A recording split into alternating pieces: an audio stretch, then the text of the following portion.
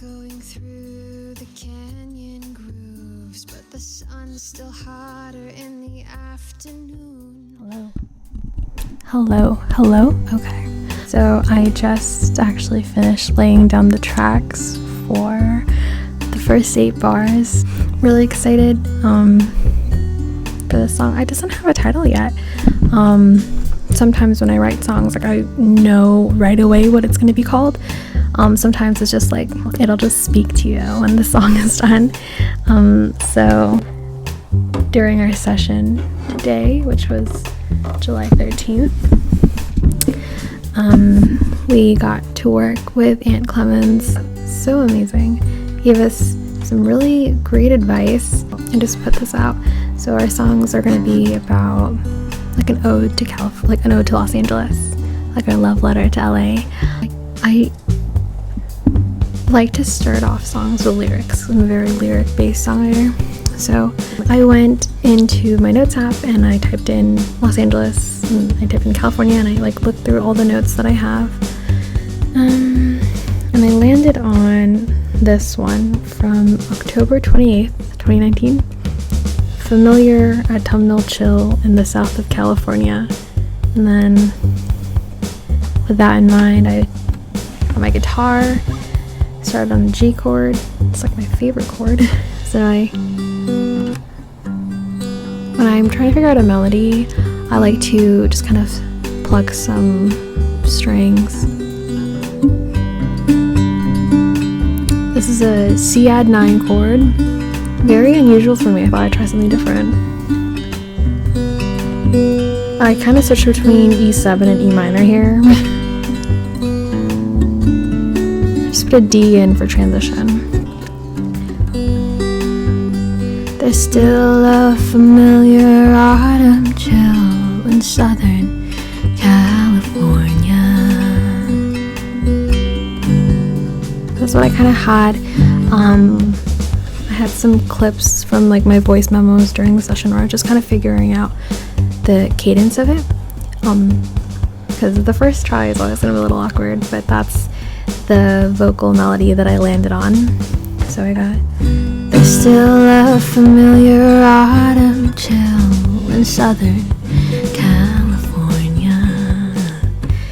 And then had that in mind. Then I got work on production. So for the production, I took some time trying to figure out like a good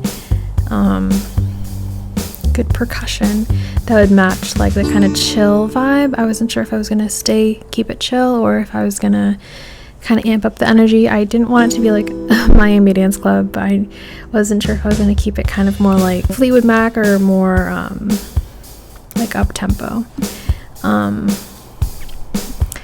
And some of the inspirations I took for like this sound as I was just going along, I was like, oh, I could really like go into some of the influences that I kind of dug into while kind of going through the track was Joni Mitchell. I live in Hollywood, and like literally right up the street and like right is Laurel Canyon, which if you don't know, it's like during the 60s and 70s, a lot of artists like Joni Mitchell, Crosby, Stills and Nash, the Eagles, like they all lived in this community up in Laurel Canyon. Like they kind of collaborated on music and just jammed, and they had like the kind of like that soft, chill SoCal style. So like something like that I thought I could like kind of lean into. So while trying to figure out the percussion, I kind of listened to Hotel California by the Eagles, but it was kind of too harsh for the vibe I was going for. And then who else did I look into?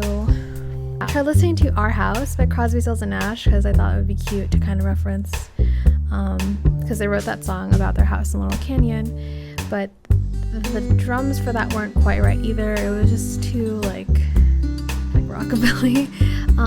Eventually I remember there's a song by Maggie Rogers, who is actually from the East Coast as well, but she lives in Los Angeles now. And her song Love You for a Long Time it has that, for me, that perfect blend of acoustic, mellow, and like upbeat up-tempo, like it's got the nice percussion. So I kind of listened to how the drums like perform during like the live version of the song, and it's got like a nice kick. Yeah, it's like a nice kick. And what kind of drum is that? Like the one on the left hand. So I tried to do that in the beat sequencer, and I got a bit of that going. And then I remember that we could also use like the smart drummer, so I got Darcy on there. It's like my favorite because I got a Darcy loop, and it was like nice because they have like the introduction style percussion, and then there's also like a bit more of a swing, so I added the swing later on. So yeah, that's how I had it. I initially structured the song with the plucked guitar starting everything off, kind of got the mellow vibe, and it sounded okay. But the fun thing about using GarageBand and like using the DAW is that you can like shift things over, and nothing's really set in stone. So I decided to take the soft percussion and have that start everything off, and then the plucked guitar would come in like a beat later, and that changed a lot of things. It kind of opened up the whole song. So I got that, and I was really comfortable with it. And then I started laying down the vocal track. When I heard like the percussion and the guitar coming together, it kind of inspired my vocals to just kind of take off and some ad-libs.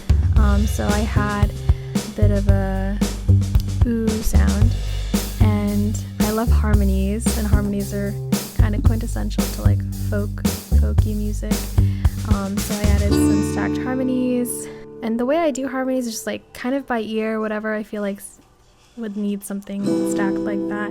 So I added harmonies to California, and then the ooh, and then I remembered I needed to add bass. So I thought I'd play around with the different basses we have. I chose the upright bass because it's got a nice acoustic feel to it, keeps everything grounded. And then I also added a muted bass, so it's still got that bit of a funk to it. And I just did everything by the chords. So I'm doing G, C add 9, and E7 or E minor, and those are the chords I have for my bass. So yeah, that's been really exciting.